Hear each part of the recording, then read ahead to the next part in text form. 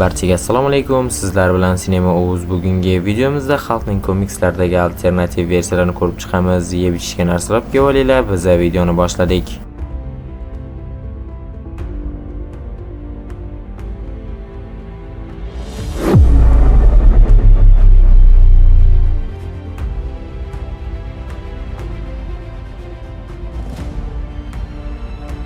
O'rgimchak xalqlar jangi World War Hulk komiks voqealaridan bir necha yillar oldin O'rgimchak odam xalqning yaqin do'stlari va oilasidan tashqari portlash oqibatida yuzaga kelgan gamma nurlanish ta'sirida xalqqa aylangan birinchi Marvel qahramoni bo'lgan Web of Spider-Man 1985-yilda chiqarilgan komiksning 69-sonida Peter Parker tasodifan portlash oqibatida gamma radiatsiyasi bilan zararlanadi va o'zidagi o'rgimchak kuchlari bilan aralashib, o'ziga xos kuchli, lekin aqldan ancha cheklangan Spider-Hulk, ya'ni o'rgimchak xalqqa aylanadi. O'sha komiksning 70-soniga kelib esa to'liq qonli Spider-Hulkga aylanadi. She-Hulk yoki Amadeus Cho kabi xalqqa aylangan personajlar xalqning kuchini nazorat qila olgan, lekin Peter Parker qancha intellektga ega bo'lsa ham xalqning kuchini nazorat qila olmagan. Keyinchalik esa Bruce Banner maxsus qurilma yordamida Peterning gamma ifloslanishini yo'q qiladi va uni yana oddiy holatiga qaytaradi. Bu men o'rgimchak xalq haqida to'plagan ma'lumotlarim edi. Albatta, videoga like bosib obuna bo'lib davom etamiz. Pushti xalq birinchi paydo bo'lishi 2012-yilda chiqarilgan Asoskorlar 24-sonli komiksda birinchi bo'lib paydo bo'lgan AIM, qisqartirib AIM deb ketaman. AIM tomonidan o'tkazilgan tajribalar orqali Norman Osborn super chidamlilik dasturi yordamida kuchni so'rab olish qobiliyatiga ega bo'lgan. Bu kuch unga tegib o'tgan har qanday mavjudotning qobiliyatlarini o'zlashtirish imkonini bergan. Natijada Qizil xalq uni mushlagan Osborn xalqning kuchlarini ham o'zlashtira olgan. Pushti xalqning rangi ma'lum bir ma'noga ega bo'lmasa-da, Norman Osbornning xalqqa aylanishini ko'rish juda ham qiziqarli. Normanning o'tkir aqli va ayriliklari ko'plab qahramonlarga qiyinchiliklar tug'dirgan va uning pushti xalqqa aylanishini ko'rish bu boshqa mavzu. Chunki tepada aytganimdek, xalq kimga teginsa, uning kuchlarini so'rib olishi mumkin va bu qobiliyat tufayli u qahramonlarga juda ham ko'plab qiyinchiliklar tug'dirgan. Uni qanday to'xtatishgan? Osborn juda ham ko'plab qobiliyatlarni o'zlashtirib oladi. Natijada uning tanasi ortiqcha energiya bilan juda ham to'lib ketadi. Natijada esa uning adaptiv kuchi barbod bo'ladi va uni qasoskorlar qo'lga oladi. Marvelning mutaxassislari bu versiya agar to'xtatilmaganda eng xavfli xalq variantlaridan biri bo'lishi mumkin edi deb aytishgan. Chunki xalqning kuchi va Osbornning aqli bilan bu juda ham kuchli xalqning alternativ variantlaridan biri bo'lgan. Ko'k xalq birinchi paydo bo'lishi Kapitan Universe Incredible Hulk birinchi sonli komiksda 2005-yilda paydo bo'lgan. One Power xalqqa kosmik kuch beradi. One Power bu koinotdagi o'zini himoya qiluvchi ongli kuch. U krizis vaqtida tasodifan tanlangan odamga Kapitan Universe maqomini beradi. Xalq u kuchdan to'liq foydalanganda u deyarli cheksiz kuchga ega bo'lgan mavjudot bo'ladi. Kapitan Universe kuchi vaqtinchalik Bruce bilan qo'shiladi. Paydo bo'lganda esa u koinotdagi sezgir sentient energiyasi bilan quvvatlanadi. Porlab turgan ko'k rangdagi eng dahshatli xalq shakliga aylanadi. Bu versiya koinotdagi eng qo'rqinchli mavjudotlardan biri sifatida tasvirlanadi. One Power kuchiga ega bo'lgan xalq juda dahshatli. Komiksda u hatto Galactus darajasidagi mavjudotlarga qarshi turish mumkin bo'lgan kuchi bilan tasvirlanganda One Power o'z vazifasini bajarib bo'lgach, Banner va xalqni tark etadi. Undan so'ng xalq yana odatiy gamma jussasiga qaytadi, ammo bu hodisa xalqning tarixidagi eng mashhur voqealardan biri bo'ladi. Olovrang xalq birinchi paydo bo'lishi X-Force 12-sonli komiksda 2011-yilda paydo bo'lgan. Marvelning asosiy 616-olamidan tashqarida Yer 295da apokalipsis davrida olovrang xalq mavjud bo'lgan. Bu olamda ko'plab qahramonlar o'zining mutlaq boshqacha, ko'pincha qorong'u va yovuzona ekstremal versiyalarda ko'rinish bergan. Ushbu olamda xalq o'zining g'ayrioddiy kuchlarini gamma radiatsiyasi yoki g'azabdan emas, balki quyosh energiyasi va quyosh nurlaridan oladi.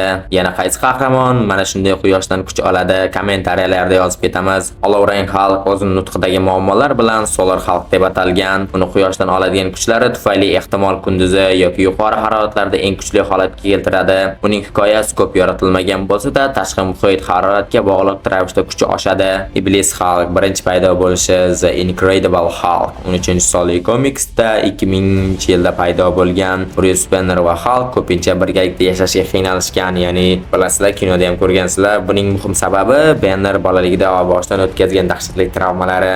Shu og'riqli tajribalar natijasida Bannerning ongida bo'linish sodir bo'ladi va o'sha qorong'u qatlam Iblis Hulk paydo bo'ladi. Iblis Hulk dunyoga nisbatan nafrat, zo'ravonlik va yovuz instinktlarning birlashgan shaklidir. Iblis Hulk ko'proq jismoniy yirtqichdan ko'ra Benderning ichki ongida yashayotgan ruhiy dahshat sifatida ko'rsatiladi. Uning tanasidagi jigarrang tangachalar va g'ayrioddiy ko'rinishi Benderning ichidagi eng yomon, zulmatga to'la tomonini ifodalaydi. Iblis Hulk Benderni xavf-xatardan himoya qilishni xohlaydi, lekin bu himoya yovuzlashgan holatda namoyon bo'ladi.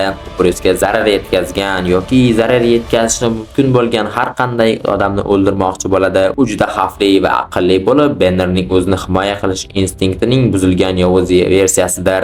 Benderga zarar yetkazmoqchi emas, aksincha u Benderning doimiy o'zini bosib yashashdan charchagan. Iblis Hulk Bruce'ga "Sen juda ham zaifsan, men seni himoya qilmoqchiman" deb aytib keladi, ammo bu himoya usuli zo'ravonlik va qotillik orqali qurilgan. Klax paydo bo'lishi birinchi bo'lib Qasoskorlar va X odamlar komiksining 4-sonida 2014-yilda paydo bo'lgan. Bir narsani aytib o'tishim kerakki, Hulk ichida Hulk ham bo'lar ekan. Qanday deysizlarmi? Bruce g'azablansa Hulkga aylanadi, Hulk g'azablansa esa Klaxga aylanadi. Bu Klax ya'ni qora Hulk deb ataladigan Hulkdan dahshatliroq maxluqdir. Bernard tahqirlanishi, Hulkning maxluq deb atalib, so'kilishi, tahqirlanishi ularni ongida yanada kattaroq g'azabni yuzaga keltiradi. Natijada qattiq qora teri va qattiq qora suyaklari va magma kabi porlab turgan qizil chiziqli tana sifatida ifodalanadi qora Hulk. Ushbu qora Hulk barcha xalqlar ichida kuchlilardan biridir. Klax faqat g'azablangan yirtqich emas, balki reja va maqsadga ega bo'lgan maxluqdir. U Bannerdan emas, balki Hulkning o'zidan kelib chiqqan. Shuning uchun u shaxsiyati aqlli, ong va o'tkir tirnoqlar bilan yanada dahshatli bo'ladi. Rick Jones. Agar Rick Jones bo'lmaganda, Bruce Banner hech qachon Hulkga aylanmagan bo'lardi.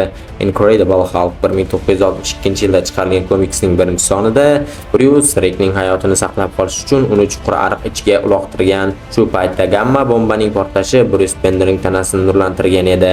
Ehtimol aynan o'sha voqea Rickning ham gamma radiatsiyasiga sezgir qilib qo'ygandir. Chunki Incredible Hulk 1968-yilda chiqarilgan komiksning 324 va 332-sonlarida Rick ikkinchi Hulkga aylangan. Keyinchalik u lider tomonidan o'zining yo'qolgan gamma intellektini qaytarib olish uchun ishlab chiqarilgan jarayon yordamida yana davolangan. Yillar o'tib Fall of the Hulk, Red Hulk 3 komiks voqealarida lider va Modok Rickni A-bomb yangi versiyasiga aylantiradi. Yaxshiyamki Rick o'z shaxsiyati va qahramonlik ruhini bir qismini saqlab qoladi va yovuzlikka emas, qahramonlik yo'lini tanlaydi. U o'sha davrda A-bomb laqabini oldi, biroq bir necha oy o'tib Hulkning Doc Green shaxsiyat tomonidan yana davolandi.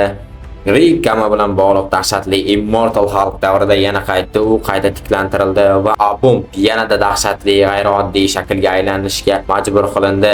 Yaxshiyamki gamma nurlanishi birinchi 5-sonli voqealar orasida Rick yana oddiy inson holatiga qaytarilgan. Amadeus Cho Amazing Fantasy komiksning 2-bo'limining 5-sonida 2005-yilda chiqarilgan komiksda paydo bo'ladi. Boshdanoq Amadeus Cho Bruce Banner va Hulkning ideal sifatida ko'rilgan. Ehtimol bu Amadeusning o'zi ham Hulkga aylanganining sabablaridan biridir. Total Avezoma Hulk 2-sonli komiksda ma'lum bo'lishicha, Amadeus Cho Bruce Bannerning hayotini saqlab qolgan va Hulk bo'lish yukini o'z zimmasiga olgan. Biroq Amadeus dastlab buni yuk deb ko'rmagan, aksincha u buni ne'mat deb qabul qilgan va o'zini Bannerga qaraganda yaxshiroq Hulk deb bilgan. Chunki u o'z hissiyotlarini va shaxsiyatlarini boshqara olaman deb o'ylardi. Ammo aslida har bir Hulk o'zining qorong'u tomoni bilan kurashishi kerak. Amadeus ham bundan mustasno emas. Incredible Hulk 1968-yilda chiqarilgan komiksning 717-sonida Amadeus o'z gamma kuchlarining katta qismini ixtiyoriy ravishda topshiradi, biroq yetarlicha kuchini saqlab qolib, Brown nomi ostida Hulkning yengilroq va barqarorroq versiyasiga aylanadi. Kulrang Hulk The Incredible Hulk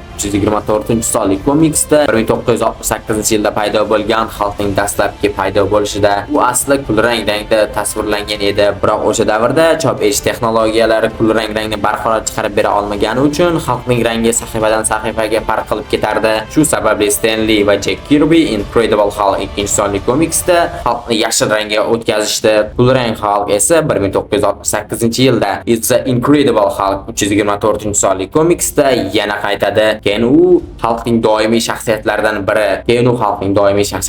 biri Joy Fix, ya'ni Las Vegasdagi qimor va mafiyaga bog'liq ishlarni qiluvchi kuchli mafiyaga aylanadi. Joy Fix Hulk yoki Banner kabi kuchli yoki aqlli bo'lmasa-da, Bannerning ichki shaxsiyatidagi ayyor, hiylakor va axloqqa qorong'u tomoni sifatida namoyon bo'ladi. U o'zining sezgilarini va ongini boshqara oladi. Shuning uchun ham tirik qolish uchun har qanday ishga tayyor. Thor Hulk Out Heroes birinchi sonli komiksda 2017-da paydo bo'lgan. Bu voqeada Hulk virusi, gamma energiyasi Flux butunlay qahramonlarga yuqadi va Marvel qahramonlarining ko'pchiligi Hulk versiyasiga aylanadi. Shulardan biri Thor. Hulkka aylangan Thor gamma nurlanishi bilan zararlanishi natijasida paydo bo'lgan versiyasi. Virus uning tanasini mutatsiyaga uchratadi. Thorni ulkan, mushaklari ko'p, nazorat qilib bo'lmaydigan Hulk Thor hibridiga aylantiradi. Bu hamon Odinning kuchlariga, millionlarning chaqmoq qudratiga ega bo'ladi, lekin Hulkning g'azabi kuchi bilan birgalikda Thor nihoyatda xavfli darajaga ko'tariladi. U deyarli o'lmaydi, g'azab bilan harakat qiladi va bu uni boshqa qahramonlar uchun ham jiddiy tahdidga aylantiradi.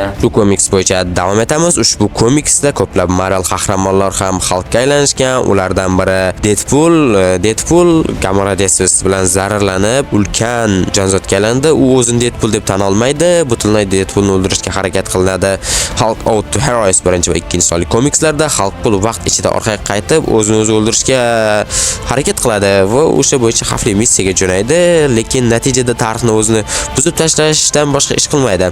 Hulk Deadpoolning gamma bilan buzilgan mantiqsizroq versiyasi bo'lgani uchun tarixni o'zgartirmaslik o'rniga tarixiy shaxslar bilan janjallashadi, muhim voqealarga aralashib yuboradi, tarixni birato'la buzib tashlaydi va noto'g'ri tomonga o'zgartirib yuboradi. Oxir-oqibat u o'zini avvalgi versiyasini o'ldira olmaydi, chunki u har safar o'zini tanimaydi yoki vaziyatni yanada yomonlashtirib yuboradi. Natijada Hulk o'tgan zamon izdan chiqaradi, lekin hech narsaga erisha olmaydi, faqatgina tarixiy xaos yaratadi. Komikslarda Hulkning boshqa versiyalari ham mavjud, lekin ular bu darajada mashhurlikka erishmagan. Mashhurlikka yana erishganlari bor, lekin ularni ko'rsam video juda ham uzun bo'lib ketardi. Xo'p, bittasini aytib o'taman, u butun koinotni qirib tashlagan Maestro Hulk. Ya'ni sizlar ko'rgan bo'lishingiz kerak, qari va soqoli bor Hulk o'sha butun koinotni qirib tashlab, yakko'zi qoladi, xuddi Vatifdagi Strange-dek. Xo'p, men Hulk haqida, Hulkning versiyalari haqida to'plagan ma'lumotlarim shundan iborat edi. Albatta bunaqa videolar yana chiqadi. Videoni oxirigacha ko'rganinglar uchun kattakon rahmat. Albatta bizni qo'llab-quvvatlaysizlar degan umiddamiz. Like bosib, obuna bo'lib qo'yinglar videoga. Keyingi videolarda ko'rishguncha xayr.